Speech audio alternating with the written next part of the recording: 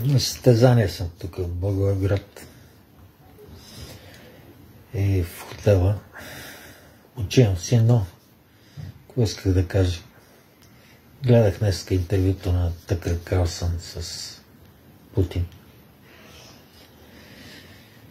И на финала на интервюто ме направи впечатление един разказ, който той направи за специалната военна операция. Са му докладвали как руснаците обграждат от всякъде така украинска група и започват да ги увещават да се предадат, за да живеят. И те е обградени от всякъде, няма къде да избягат. И руснаците им казват: предайте се и ще живеете. А оттатък се провиква един украинец: руски не сдаются. И остават до последно и умират. Путин не случайно го казва това. Това е един народ, разделен от разни помяри, политици най-вече, и използван от американците да се самоизбиват с своите братя руснаци. Също така Путин даде и на Карлсън документи, с които се доказва връзката практически че това е един народ.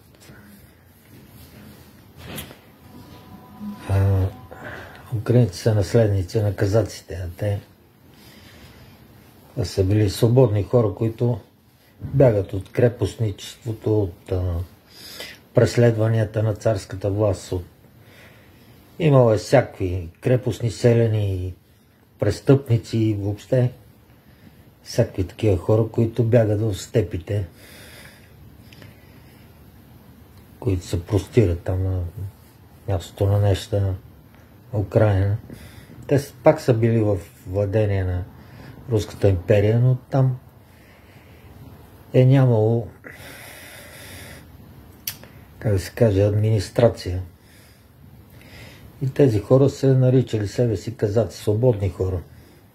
Практически всички са руснаци.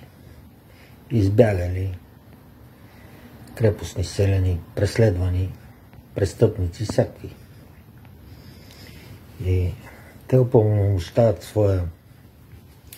Когато поляците с литовците правят Жеч Посполита, големия съюз, дори превземат Москва за малко и се връщат. Както и да е, тогава казаците след това се обръщат към руски император с молба да ги приеме в Русия като законни граждани и да почнат да пазят границите на империята. Украина значи покрайнините на империята.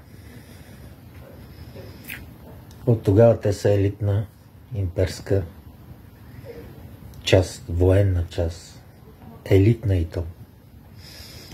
От малки момчетата се обучават да са войни. И само с една единствена цел: да защитават Руската империя. Путин му даде това и на Карлсън, защото много хора не знаят историята, говорят глупости. И днешните украинци са абсолютно едно към едно същите, като днешните македонци. Говорят някакви измишльотини, наслагват измишльотини и мислят нови. Смешна работа. Това са изкуствени народи, такива създадени по политически причини, които в крайна сметка са дегенерати. И в крайна сметка природата не търпи дегенератия, те ще изчезнат така или иначе. Ще слеят с кораба майка, как се казва. Но Много хора,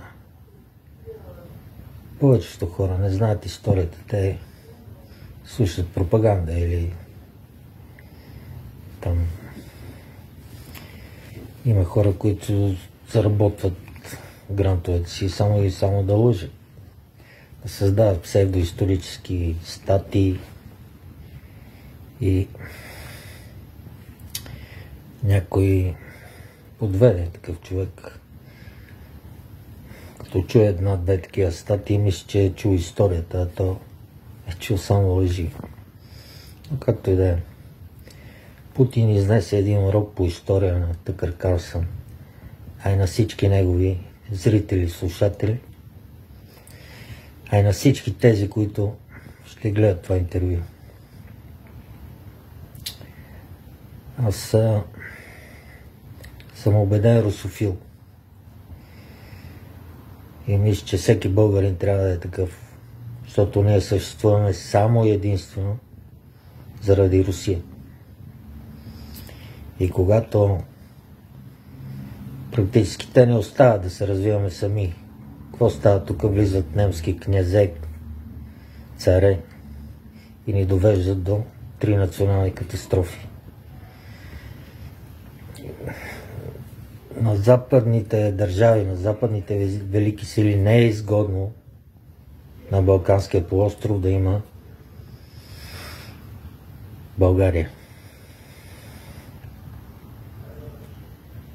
Затова ние сме свидетели в днешно време как ни унищожават по един или друг начин. Лошото е, че народът е така раздвоен и най-вече няма знания за това. Историческите знания са размити и отцапани точно от такива, за които говорих преди малко. Хора, които заработват грантовете, заради да казват само лъжи. Както и да е. Истината може да се опитват да я скрият, да я цензурират, да обработват собствена изгода, но тя винаги в крайна сметка ще излезе